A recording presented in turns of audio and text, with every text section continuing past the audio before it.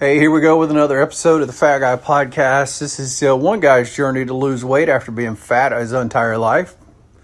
That's no lie either. I was fat since I was, if you go back to when I was really young, like pre-kindergarten, I kind of looked normal size. Maybe just only slightly, I don't know, pudgy in kindergarten. That was pretty much it though. Been fat ever since. Just fat and tall and fat. And not attractive fat either. Just belly. Just the biggest belly ever. I was called a lot of nicknames in school. Some of them more hurtful than others. I am not going to say the one that hurt me the most. I wanted to kill a guy over that one. But some other ones that didn't bother me quite as bad. Spare tire. Really did look like I had a spare tire around my belly. And it was so weird because I think I was probably out of high school, maybe. Definitely out of high school. Before I even started gaining weight anywhere else except my belly. So I had like normal size legs, normal size arms, normal size chest, no chin, double chin or nothing. Just a big, I was wearing a shirt like I had an inner tube around it, underneath it. Not a good way to grow up. And it didn't get better as I got older. The only way it got slightly better is because I started getting fat in other places. But I never got fat enough in other places to cause the proportions to get right. It's just, there's different levels of fat. I know some people that look fat look great. I actually know a person who probably weighs not quite as much as me, probably 30, 40 pounds less than me, but looks fantastic. Great body proportions and everything. Fat as the day is long, but just, Anyways, I digress. So what we're going to talk about today is just outright myths and lies about keto. These are questions I get asked all the time. All the time I get asked these questions. And they're just wrong. They're just wrong. And I understand it. Sometimes I'm somewhat confused in the days of Google where where you can't find answers. But on the other hand, that doesn't confuse me. Because for a lot of things, a lot of issues, a lot of subjects, you'll find 1,000 different sources that tell you one thing and 1,000 different sources that tell you the opposite. So, hey, thankfully you've got me to come in, a guy who's been researching this stuff for, coming up on 3 years now. And I've spent a lot of time, not just reading stuff on the internet, but looking at the studies, looking at the papers, the peer reviewed, and all this kind of stuff. Not only that, applying it to my own life, seeing my own health test scores and blood panels. I mean, just all this stuff. So, keto myths and lies. I'm going to address that in a minute. But I thought it would be cool. I don't think I've ever done this. I wanted to tell what losing weight with the ketogenic lifestyle has done for me. Like, not just losing the weight. A lot of other things that you just never even really think about. And some things pretty significant. Acid reflux. I had acid reflux all the time. All the time. They had me on that, a mesoprazole or whatever. I was taking that for a while. I'll tell you what's funny is for 2 years, my doctor told me I had acid reflux. I thought I was having a heart attack all the time. I'd have the worst chest pain. And it would go for days and days. But it didn't feel like you associate it with heartburn. Like I didn't have what I would call heartburn. And I didn't even have that thing where the acid comes up in your throat. Like I'd get that sometimes at night, but generally I didn't have any of those kinds of symptoms. I just had a pain in my chest all the time. And I'd had all the tests. And nothing indicated a heart problem. And my doctor kept saying, it's probably acid reflux, man. Try taking this. And I'm like, nah. After like 2 years of pounding that one day, I went to my doctor for a visit for something. I said, you know what? I think I'll try that stuff for the heartburn. It was crazy. Like 3 days later, I had no chest pain and didn't have any sense. And I'm like, oh, sometimes the doctors are right. Nevertheless, after going keto, and I didn't even have to lose weight. Just from switching to keto, just the foods that I was eating, acid reflux went away. And I never experienced acid reflux. But I can tell you this. Now, when I have days where I either stray from keto, whether it be on purpose, which very rarely do I ever on purpose stray from keto. Thanksgiving is one, birthday is one, Christmas is one, But other than that, if I stray from keto, it's a mistake, and they happen. But the only time I ever get acid reflux is when I stray away from keto and just eat regular food.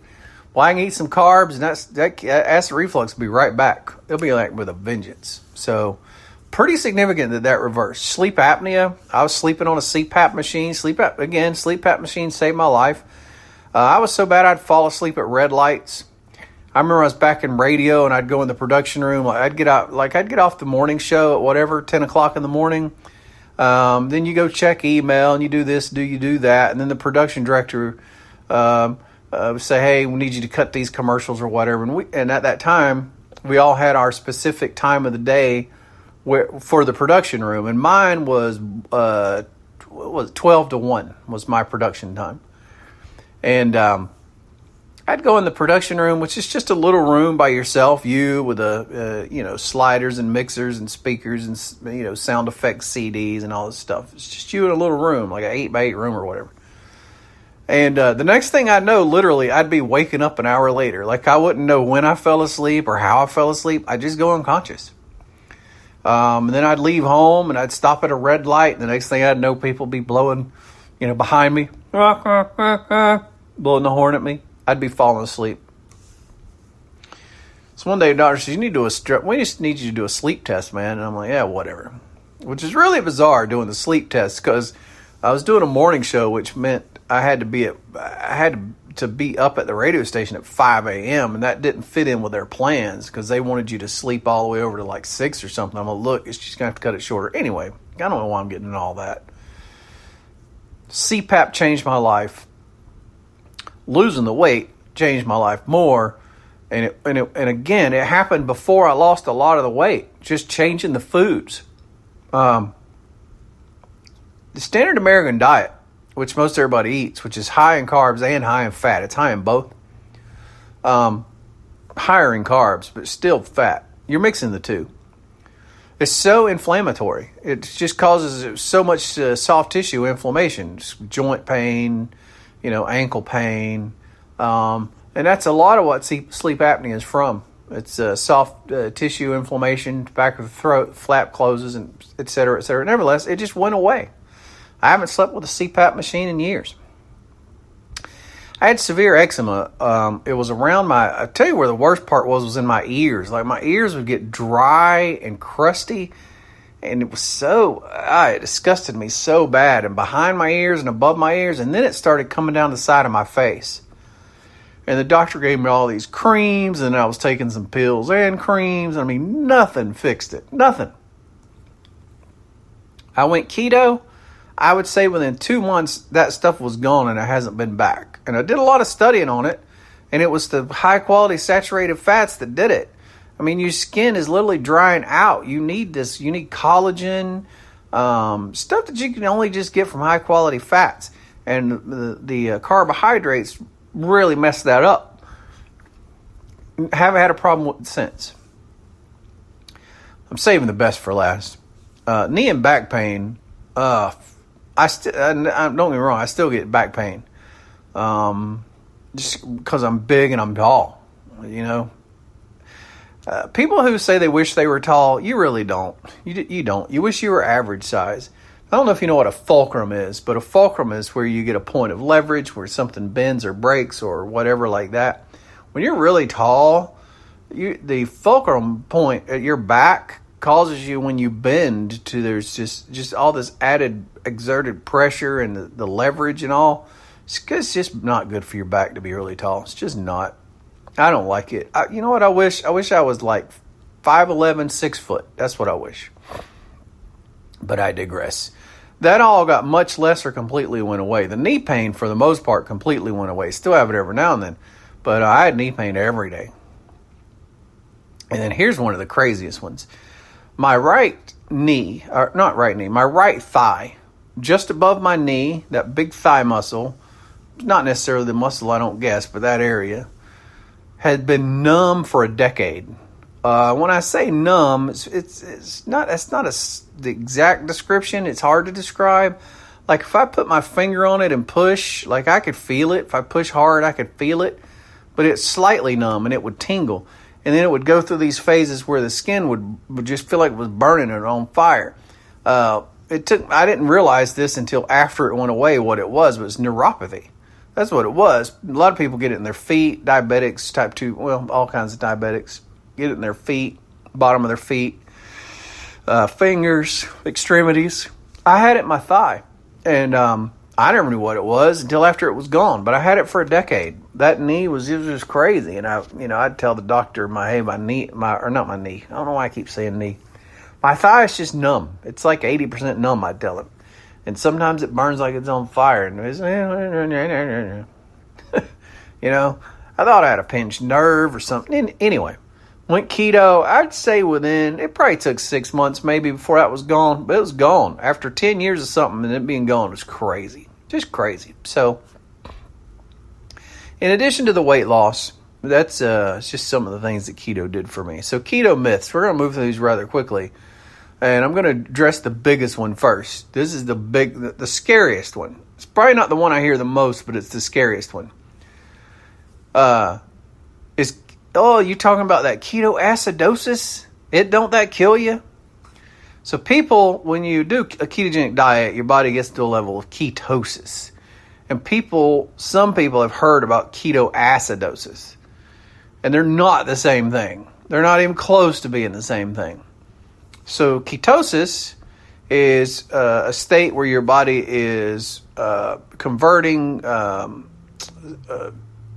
the fat substrate. It's converting it into ketone bodies. The primary one being beta hydroxybutyrate, and that's what your body is running off instead of sugar. Still a little bit of sugar, and we'll get into that in one of these other myths. But mostly ketone bodies, and that's a pure form of fuel. When it burns off, there's no oxidation like there is with carbs. And if you ever heard, I'm sure you've heard about doctors telling you need more antioxidants. You got to get more antioxidants. Got to eat those greens to get those antioxidants. Antioxidants fight the oxidation, the oxidative process in the body. And one of the biggest ones is the burning of carbs. Carbohydrates is, if you think about dirty fuel and clean fuel, they talk about how coal is a dirty fuel and I don't know, natural gas is a clean fuel. I mean, that happens inside your body. Carbs are a dirty, dirty fuel. Ketones are a super clean fuel. Little to no oxidation that occurs when it's metabolized, and carbs, on the other hand, it is. So that's ketosis. Ketoacidosis can only happen when your body does not have the ability to produce insulin. So type 1 diabetics can experience ketoacidosis. So the next question becomes, well, does that mean they can't go keto? And absolutely not. That's not what it means. It just means they need to monitor things more closely. They need to make sure that they're, not going without insulin, which all type 1 diabetics do anyway, so it really shouldn't be a problem. To hit toxic levels, ketoacidosis, your blood ketone levels have to be up to 10 millimolar or higher.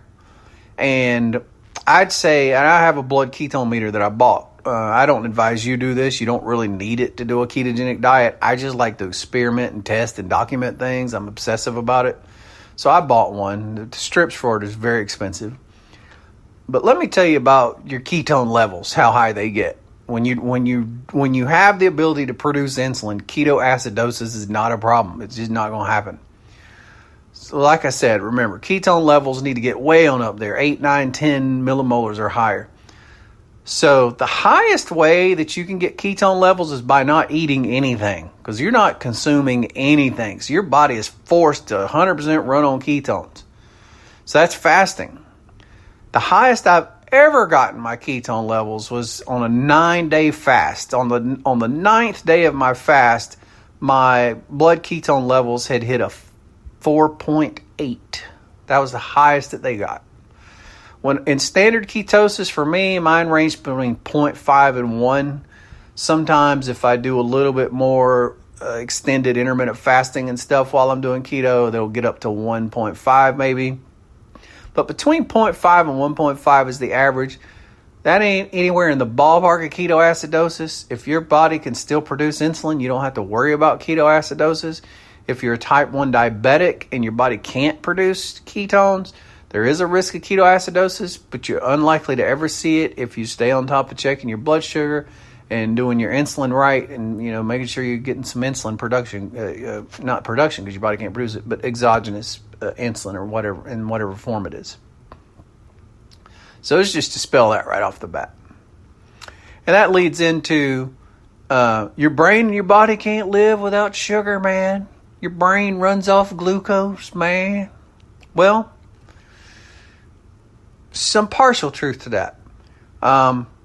There's about, I've heard different estimates, 15 to 25, somewhere. They say 20, but nobody knows exactly. Approximately 20% of your brain needs glucose to function properly. And there's some other parts of your body and all that kind of stuff that utilize a little bit of glucose. It's estimated that about the maximum that you need, the absolute maximum glucose that you would need on any day to run everything that needs glucose is about 20 grams. And that's it. And your body produces that in the liver on its own. You don't have to consume it. That's the myth. There are some places in the body that do need glucose, but you don't have to eat the glucose for your body to get the glucose. There's a process called gluconeogenesis, and that is you know what Genesis is? That's the creation story. Well, that's the creation of glucose, and it happens in the liver, and it's a scientific process that I can't remember all the fancy words for, so I'm going to simplify it. But your body pulls up fat. And we talked earlier about fat being converted into ketones and stuff.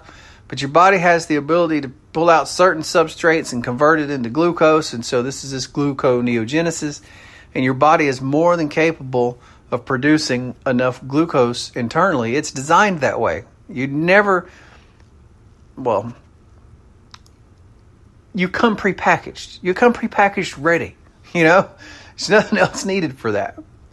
So beyond that, you eat about 20 grams of sugar on a ketogenic diet. So even if you weren't producing it, the ketogenic threshold is 20 grams or less, and most people push it right up to 20 because it's hard to eat less than 20 unless you're doing a heavy meat diet.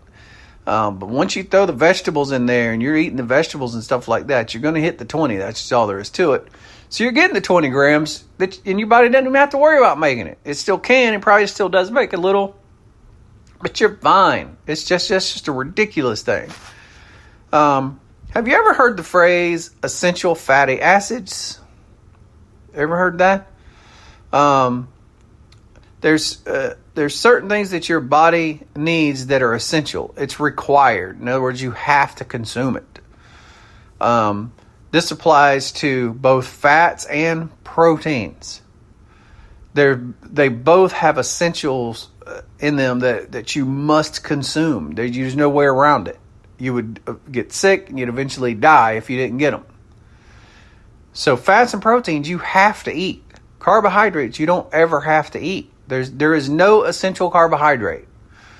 Try to do a Google search for essential carbohydrates. There are none. Because your body makes its own carbohydrates. It makes all that it needs. If you ate zero carb the rest of your life, which is pretty hard to do because even meat has like a tiny fraction of carb in it. Bacon, for instance, bacon is, everybody loves bacon, most people. I think you have to eat like 5 or 6 strips, but once you get to that 5 or 6 strips, you're getting to about a carb. So even though bacon is considered zero carb food, it's not. It's a fraction of a carb. You probably got like 1/5 of a carb for every slice of bacon or something. So it's really hard to eat 100% zero carb. But even if you do eat zero carb, you never register when you're tracking your food no carbs, your body's still getting carbs. If it didn't, your brain would stop working. That's how you know it's working. The other way you know is if you check your blood sugar, it'll still be in the 80s. Usually for most people, if you're healthy, maybe in the 90s. Doesn't matter. As long as it's above 65, you know that your body is producing carbs because there's blood sugar in your blood. You don't have to eat it. And the last one, myth, is, I hate this one. Keto may be okay short term, but it's super dangerous and unhealthy long term. That's just not true. More and more research is coming in, but there's been numerous 1-year studies that showed no deleterious effects in any way, shape, form, or fashion. It was only positives. And I believe we've now had 1 3-year study that they haven't released the data on it yet, but they have released a summary on it.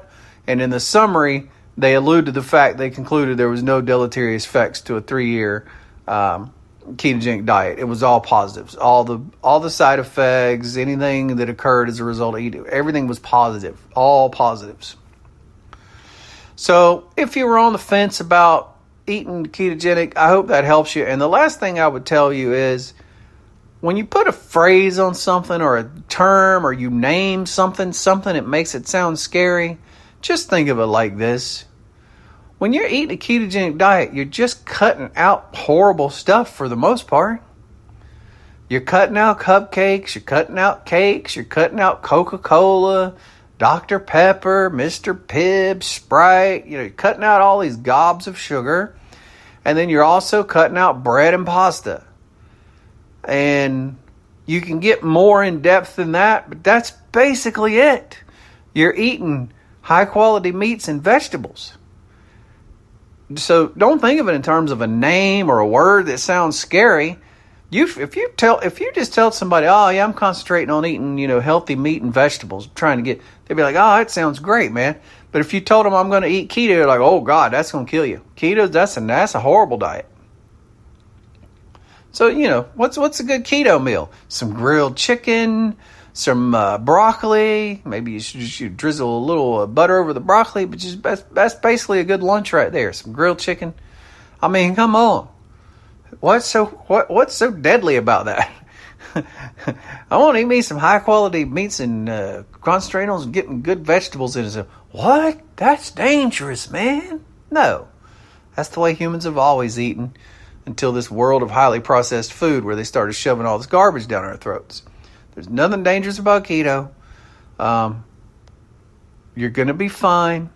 You want to consult a doctor, that's fine. If your doctor tosses keto out of hand and just says, oh, don't do that, it's horrible, and he can't give you a reason specific to you, he needs to tell you that you have some kind of disease, some kind of genetic disorder, some kind of something about you not that you are at a risk for heart attacks, not that you have potential liver problems or potential kidney problems or whatever. It's not a high protein diet. I have an family member who has protein issues with the kidney. She's very worried about it. She got way healthier and lost weight eating keto, and her kidney markers actually went down. They actually went lower. So, look, it's safe and effective. It's the way your ancestors pretty much ate 150 years ago. Most of the stuff we eat today didn't exist. People went out to their garden and they picked them some greens or maybe some butter beans or some peas. You shouldn't eat peas on a ketogenic diet if you're obese. If you're healthy, you might could work it in. That being said, stuff out of their garden, and they had slaughtered a hog or a cow, and that's what they had to eat. That's pretty much it. Hope you enjoyed the podcast today. Subscribe to us. Boy, we're in a host of places. We're on Spotify. We're on iHeartRadio, Apple Podcasts, obviously, Google Play Store. The Spreaker app, which is a free download, Spreaker. You can download that and not only access this podcast, but thousands of other ones. Numerous ways you can listen. You can go to thefatguypodcast.com and follow us on social media. Fat Guy Podcast is the username. Thank you so much for listening today. Share. You never know who you'll help. We'll talk to you next time.